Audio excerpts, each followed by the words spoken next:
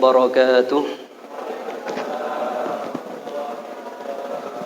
Alhamdulillah wa syukru lillah ala ni'matillah wassalatu wassalamu ala rasulillah sayyidina Muhammad ibn Abdillah wa ala alihi wa sahbihi wa mawala la hawla wa la quwwata illa billah, amma ba'd.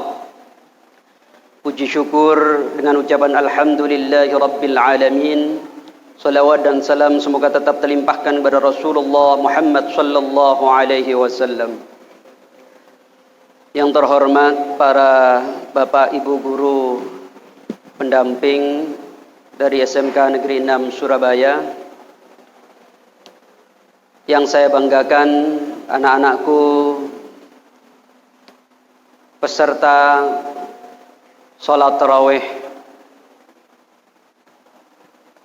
SMK Negeri 6 Surabaya pada bulan Ramadan 1442 Hijriah ini. Semoga semuanya dalam keadaan sehat walafiat. Amin ya rabbal alamin. Rasulullah sallallahu alaihi wasallam diutus ke muka bumi ini, ditugaskan oleh Allah Subhanahu wa taala sebagaimana yang disampaikan beliau, innama bu'ithu liutammima makarimal akhlaq. Sesungguhnya aku diutus ke muka bumi ini adalah untuk menyempurnakan akhlak yang mulia. Jadi tugas utama Rasulullah itu cuma satu itu. Untuk apa tadi? Menyempurnakan akhlak yang mulia. Ibarat bangunan masjid ini bisa kokoh selain karena pondasi yang kuat, juga karena pilar-pilar masjid ini yang kokoh. Tiang-tiang masjid ini juga kokoh. Demikian juga dengan akhlakul karimah atau akhlak mulia. Akhlak yang mulia ini bisa kokoh berdiri apabila memiliki pilar-pilar yang kokoh. Paling tidak ada 4 pilar akhlakul karimah yang harus kita miliki, yang telah dicontohkan oleh Rasulullah Muhammad sallallahu alaihi wasallam, yang saya singkat dengan kata SIBA. Apa? SIBA. SIBA. Apa itu? Yang pertama S. Pilar akhlakul karimah yang pertama adalah sabar. Sabar itu hampir sama dengan arti saum, puasa, yaitu menahan diri. Orang yang sabar adalah orang yang mampu menahan diri dari perbuatan-perbuatan yang tidak baik. Rasulullah Shallallahu Alaihi Wasallam pernah menjelaskan tentang sabar ini dengan 3 macam. Sabar itu ada 3 macam. As-sabru ala ta'ah, was-sabru alal ma'siyah, was-sabru alal musibah. Ada 3 bentuk kesabaran itu. Yang pertama, as-sabru ala ta'ah, sabar melaksanakan ketaatan. Apa maksudnya? Untuk melaksanakan perintah-perintah Allah itu ternyata dibutuhkan kesabaran. Apa maksudnya ini? Ternyata untuk berbuat baik itu butuh perjuangan yang kuat. Butuh semangat atau kekuatan batin yang bisa melaksanakan perbuatan baik. Untuk melaksanakan tarawih loh, kalau nggak dipaksa, dijadwal, durung tentu teko iki. Iya kan? Dijadwal, diabsen, dikongkon, ngerangkum. Iya toh? Lek gak ngono, gak bakal teko. Untuk melaksanakan perbuatan baik itu butuh kesabaran yang luar biasa. Kenapa? Karena hakikatnya al-imanu yazidu wa yanqus. Iman seseorang itu kadang bertambah, kadang berkurang. Iman seseorang itu kadang naik, kadang turun. Kan amal soleh, betul nggak? Pemenang waktu Ramadan gini, kompetisi, ya kan? Sungkan rek, adik-adikku poso, masa aku gak poso? Nah, ngono kan? Adikku terawih nang masjid, masa aku nang omah, ya kan? Artinya disemangati dengan hal-hal yang baik, karena pada saat itu iman kita naik. Tapi pada suatu saat kadang kita itu malesnya bukan main untuk berbuat baik, melakukan amal soleh. Makanya dibutuhkan kesabaran alat ta'ah. Bayangkan, begitu keluar dari rumah, dari pintu rumah, kita sudah dihadapkan dengan berbagai macam kemaksiatan. Sampean saiki enak. Dulu saya untuk bisa nonton bioskop itu, bisa nonton film itu harus ke bioskop. Ya kan? Bioskop itu jauh. Naik len, naik bis. Iya kan? Kadang ojek. Terus antri, bayar pisan. Iya kan? Sekarang gedung bioskop itu sekarang pindah ke kamar kita masing-masing. Bagaimana tidak? HP itu wis iso ndelok film opo ae. Dari gadget itu. Betapa luar biasanya pengaruh gawai, HP, handphone, gadget itu. Luar biasa. Yang ketiga, as-sabru 'alal musibah. وَلَنَبْلُوَنَّكُمْ بِشَيْءٍ مِّنَ الْخَوْفِ وَالْجُوعِ وَنَقْصٍ مِّنَ الْأَمْوَالِ وَالْأَنفُسِ وَالثَّمَرَاتِ. Kita bakal pasti akan diberikan musibah, cobaan di dunia ini. Nah, kepengin enak mati ae. Wis kono masalah. Karena hidup ini masalah. Dan harus kita hadapi kehidupan itu. Masalah itu harus kita hadapi. Ibaratnya kalau kalian sekolah. Wali kelasmu sapa? Hah? Memlis. Saya mau naik kelas 11 ya. Kelas 10 ya. Mau naik kelas 11. Tapi saya nggak mau ikut ujian. Nggak mau ikut UTS. Nggak mau ikut pas. Kira-kira jawabannya wali kelasmu gimana?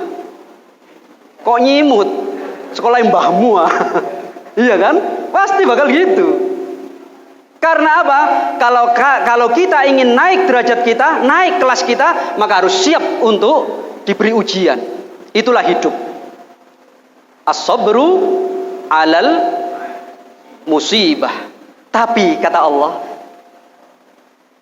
lanjutan ayat itu adalah Fabassiris sabirin. Berilah kabar gembira pada orang-orang yang sabar. Siapa orang yang sabar itu? Alladzina idza asabatuhum musibah qalu inna lillahi wa inna ilaihi raji'un. Orang yang sabar menghadapi musibah adalah orang yang apabila ditimpakan musibah, bencana, cobaan, ujian, dia mengucapkan inna lillahi wa inna ilaihi raji'un. Semuanya berasal dari Allah dan akan kembali kepada Allah Subhanahu wa taala. Hadirin yang dimuliakan oleh Allah Subhanahu wa taala. Pilar akhlakul karimah yang kedua, itu tadi kan yang pertama ya. Yang kedua adalah iffah. Iffah. Iffah adalah menjaga diri atau menjaga kesucian diri. Menjaga kesucian diri. Orang yang bisa menjaga kesucian dirinya, maka Allah akan menjaga kesuciannya nanti waktu hari kiamat. Siapa orang yang dijaga kesuciannya oleh Allah Subhanahu wa taala? Rasulullah sallallahu alaihi wasallam bersabda, "Al-haya'u minal iman." Gampang jane. Kalau kamu ingin menjaga kesucian diri, maka dimulai dari al-haya, malu. Punya rasa malu. Karena al-haya'u minal iman. Rasa malu itu adalah sebagian dari iman. Malu apabila melakukan perbuatan dosa. Malu apabila tidak melakukan sholat. Malu apabila tidak melakukan puasa. Malu apabila ngentit. Saiki gak mencuri. Mencuri kan gede Pak, ngentit. Ngentit podo ae. Ya, koncoku lho Pak lek ngombe whisky bir topi miring topi. Nah, iku sak botol Pak. Lek sak seloki lah gak apa-apa sih Pak. Gak bisa. Ya. Qaliluhu wa katsiruhu haramun. Titi akeh ya padha harami. Iya kan? Jadi kalau perbuatan buruk atau yang dilarang oleh Allah tidak ada kompromi. Tidak ada kompromi. Lek berbuat baik atau perintah Allah mastata'tum, sesuai kemampuan kita. Sampean lek salat iso berdiri. Lek gak iso ya longgo. Lek gak longgo berbaring. Ya. Lek berbaring gak iso terlentang. Lek gak bisa terlentang pakai isyarat mata, kedip-kedip, ya kan? Lek gak iso ya disolati. Ya kan? Ya, lek gak iso ya disolati.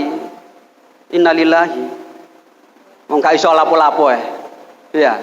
Yang ketiga B, berani. Berani itu syaja'ah dalam agama Islam. Syaja'ah.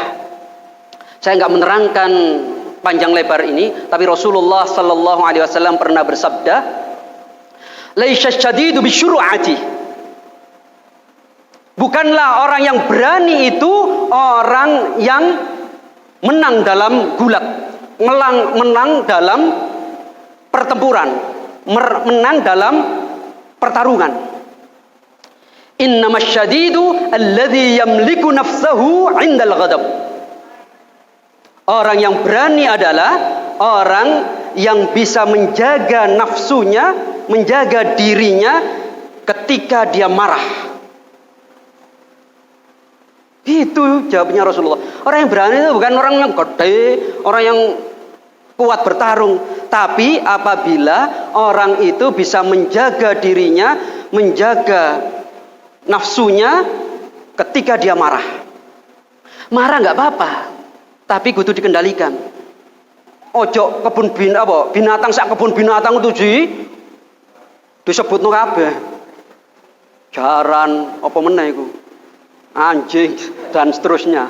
Di absen kabeh binatang-binatang sak kebun binatang itu. Nah, bukanlah orang yang berani itu. Orang yang berani adalah ketika dia bisa menjaga nafsunya. Puasa menjaga nafsu kita agar tidak liar. Nafsu itu ibarat kuda yang tangkas tapi masih liar. Lek sampean gawe yo diseruduk terus sampean. Ya kan? Mental terus. Tapi kalau kita bisa menjaga kuda yang liar itu tadi, maka kita bisa menjaga nafsu kita. Ukurannya apa? Nafsu itu bisa dikalahkan apabila akal kita di atas nafsu kita. Yang terakhir yaitu apa? A. Adil. Adil. Yang keempat adalah adil. Siapa orang yang adil itu? Orang yang adil itu orang bisa menempatkan sesuatu pada tempatnya. Gampang kan? Menempatkan sesuatu pada tempatnya. Iki lho nggone nduk kepala. Ojo teh kayak nang dengkul. Ya kan? Ini tempatnya itu gini, ya kan? Lek ngene tukang sate. Ya kan? Ono tempate. Salat kayak ngene. Waktu sate dodol sate ngene. Gak cocok. Ya, orang yang adil itu orang yang bisa menempatkan sesuatu pada tempatnya. Rasulullah sallallahu alaihi wasallam pernah didatangi oleh cucu angkat beliau. Namanya Usama bin Zaid bin Harithah. Di mana Usama ini diminta pembesar kafir Quraisy untuk merayu Rasulullah sallallahu alaihi wasallam. Apa bentuk rayuannya? Ketika itu ada wanita Quraisy yang diputuskan oleh Rasulullah untuk dipotong tangannya karena kedapatan dia mencuri. Karena dia bangsawan, gengsi, ya kan? Merasa tidak layak untuk tidak dihukum seperti itu, maka dia meminta Usama bin Zaid bin Harithah, cucu angkat Rasulullah, untuk datang kepada Rasulullah. Apa jawabnya Rasulullah sallallahu alaihi wasallam? "Lau anna Fatimah bint Muhammadin sarqat laqata'tu yadaha." Rasulullah mengatakan, seandainya anakku Fatimah binti Muhammad mencuri, maka tanganku sendirilah yang akan memotongnya. Rasulullah dengan tegas, dengan sikap adilnya, tidak peduli terhadap hukum, harus adil, termasuk anaknya sendiri. Kalau mencuri, ya dipotong tangan. Bungkam Usama bin Harithah, bungkam orang-orang kafir Quraisy. Nggak bisa dibujuk, nggak bisa disuap Rasulullah sallallahu alaihi wasallam demi keadilan. Jadi kesimpulannya, akhlak yang mulia itu diberi tugas oleh Rasulullah sallallahu alaihi wasallam kepada kita semuanya agar kita bisa, yang pertama sabar, yang kedua iffah, yang ketiga berani, dan yang keempat adil. Semoga bermanfaat. Wallahu a'lam bishawab. Wallahul muwaffiq ila aqwamit thoriq. Wassalamualaikum warahmatullahi wabarakatuh.